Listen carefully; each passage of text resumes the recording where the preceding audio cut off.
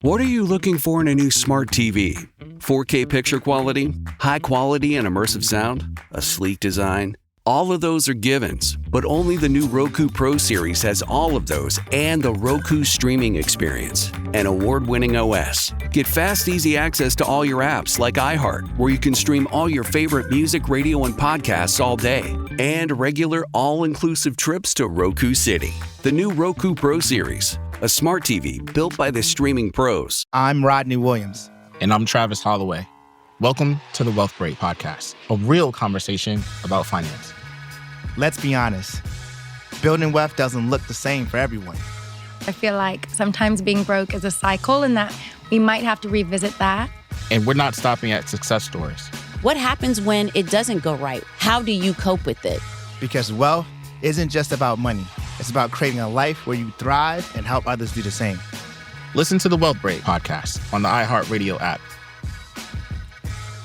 It is Ryan Seacrest here. There was a recent social media trend which consisted of flying on a plane with no music, no movies, no entertainment. But a better trend would be going to ChumbaCasino.com. It's like having a mini social casino in your pocket. Chumba Casino has over 100 online casino-style games, all absolutely free. It's the most fun you can have online and on a plane. So grab your free welcome bonus now at ChumbaCasino.com. Sponsored by Chumba Casino. No purchase necessary. VGW Group. Void where prohibited by law. 21 plus. Terms and conditions apply. Kyle, what do you got for 3 things we need to know? Stress can be debilitating. It can really kind of turn into poison in your body and actually physically make you sick. So finding ways to manage stress is really important. So I love this study that was done that found dancing actually plays a major role in effectively managing stress. It strengthens resilience, improves your overall well-being. It can foster social bonds, and all these things help elevate your mood and also stimulate the release of hormones like oxytocin and endorphins, which, as you know, are linked to feelings of happiness and connection, which when you do this, they say, go ahead and just put dance interventions into your stressful days, even though it seems bizarre. If you do this, it can actually do all kinds of great things for you, like lower your cortisol levels, your heart rate, and your blood pressure. So just try it. Like if you're feeling stressed, say, I'm going to take a minute, dance. Go blast some music and dance your heart out. This could also help with math anxiety. They say math anxiety is a real thing. It makes life harder for 2/3 of Americans. Just feeling like you're going to have to do math can bring on this math anxiety. People say it holds them back at work or school, interferes with financial decisions. They do say, though, digital tools like YouTube or AI assistants and games are helping people overcome math anxiety if you feel like this is you. That's me. I get so stressed out with numbers and math. I was so bad at math growing up. So maybe I'll go download like a fun math game or something. Yeah, the more you do it, the more comfortable you feel with it, and then maybe you're less anxious about it. The thing about math for me is watching that show Adolescence, which is #1 on Netflix, and it takes place in England, is that when the kid is doing his homework, it's maths. Maths. Oh. In England, it's math, M-A-T-H-S, and that makes no sense to me. That's hard to say. No sense to me. And they say it all. For the first time I ever heard it, a couple of years ago on whatever TV show, I thought, that must be a mistake. No, that's how they say it. How'd you do in your maths today? What? That's bizarre. You could always just start saying maths, and then maybe that'll help make it less anxious for whatever reason. So a pizza shop in Massachusetts actually made headlines after its owner asked a group of families to leave. Apparently, the kids were acting out of control. The parents weren't supervising the kids. And this has the internet torn. Like, you're a pizza place. You're supposed to be a family restaurant. How could you kick an actual family out? Well, the owner said, I'm a parent myself. Stated this issue saying, hey, it wasn't necessarily that the kids were treating the pizza restaurant as if it were a playground. It was that the parents repeatedly ignored staff requests to control them. Reactions, like I said, online were totally torn in two. Some supporting the move and others questioning the tone of the message. My parents were very much like, if you can't behave out in public, we're not going anywhere. So I'm kind of with them. I'm kind of like, tell your kids to calm down. I think if you're the restaurant and you're seeing the parents are trying to control them, right. Okay, if they're not, then it's like, you got a problem. Yeah, and I think that was the situation here. Like the restaurant, like people at the restaurant asked the parents repeatedly, like, hey, your kids are like, you're not paying attention to your kids, and they're over here, like, throwing napkins everywhere and interfering in other people's dining experience. Yeah, that's not cool. When Jake and Kemp were like 1 and 2 before Dutch was born, we were in Hawaii on a family trip with Blake's dad. And Blake and I got up early because the kids get up early. We went to this restaurant in the hotel. And my kids just would not stop crying. We could not, they're in the high chairs doing whatever. And the restaurant asked us to leave. It's stressful taking kids to a restaurant. It really is because, kids don't really necessarily do well sitting for that long in one spot. They're supposed to be up and moving. They have a lot of energy, but it is a difficult thing as a parent. Here's the thing. The Japanese prime minister was sitting at a table across from us, and we were bothering him. So he had the restaurant. Oh, that's awesome. The Japanese, we had to move because the Japanese prime minister doesn't like kids. Causing political uproars wherever you go. And that's 3 things you need to know. What's the Viper horoscopes? I am going to tell you how you are as a pet owner based on your zodiac sign. Hey, Jen. Good morning. What's your sign? Aquarius. Okay, Aquarius. Jen, your pet is different. You didn't get a cat or a dog like everyone else. You have something really weird, like a lizard or a bird or some exotic pet that no one has ever heard of, and you love explaining why they're so misunderstood. Well, I had a cat that I always put a harness on, so, I guess, well, the weird part is, yes, for sure. Totally. If you're taking your cat out on walks like a dog, it's a little weird. Oh, no, I put a harness on attached to the tree outside, and he just chills. Oh! Okay. Even weirder. Awesome. Thanks, Jen. I know. I love it. You too. Veronica, good morning. What's your sign? Good morning, Cancer. Okay, Cancers.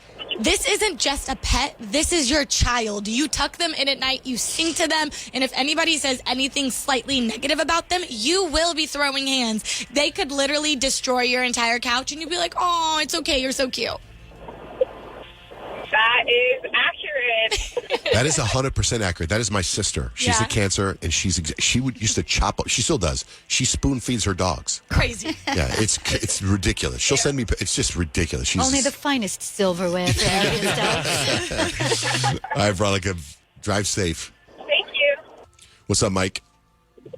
Rolling with you, John Jay, representing Virgos. Okay, Virgos. John Jay, I don't know if this really fits for you just because of how much Blake does. But Mike, this might relate to you when it comes to your pet. Your pet is on strict routine, and you are the CEO of Pet Parenting Incorporated. Their food is carefully measured, their vet checkups are booked months in advance, and their toys are cleaned regularly because germs.